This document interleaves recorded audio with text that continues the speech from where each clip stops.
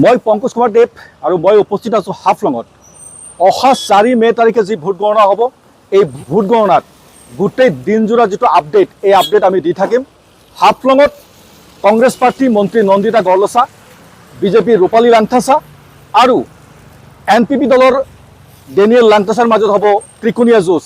হয়, ত্ৰিকোণীয়া যুঁজৰ অন্ত পৰিব সোমবাৰে পুৱা 8 বজাৰ পৰা গোটেই ৰাজ্যৰ লগতে 113 নম্বৰ অনুসূচিত জনজাতি সংৰক্ষিত হাফলং কেন্দ্ৰৰ ভোট গণনা আৰম্ভ হ'ব। হাফলং জিলা আয়ুক্ত কাৰ্যালয়ৰ দ্বিতীয় মহলাত হ'ব গণনা। প্ৰথমে 7খন টেবুলত পোষ্টেল বেলট গণনাৰ পাছত 14খন টেবুলত EVMৰ গণনা কাজ আৰম্ভ হ'ব। কংগ্ৰেছৰ নন্দিতা গৰলছা, বিজেপিৰ ৰূপালী লাংথাছা আৰু NPPৰ ডেনিয়েল লাংথাছাৰ মাজৰ পৰা কোনে দিছপুৰ যোৱাৰ পাৰপত্ৰ লাভ কৰে এয়া অহাকালি নিশ্চিত হ'ব। ইতিমধ্যে ডিমা হাছাও জিলা প্ৰশাসন সম্পূৰ্ণভাৱে সাজু হৈছে।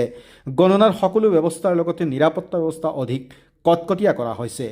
মুঠতে গণনা কাৰ্য সুশৃংখলভাৱে সম্পূৰ্ণ কৰাৰ বাবে চোকা দৃষ্টি থাকিব আৰক্ষী প্ৰশাসনৰ।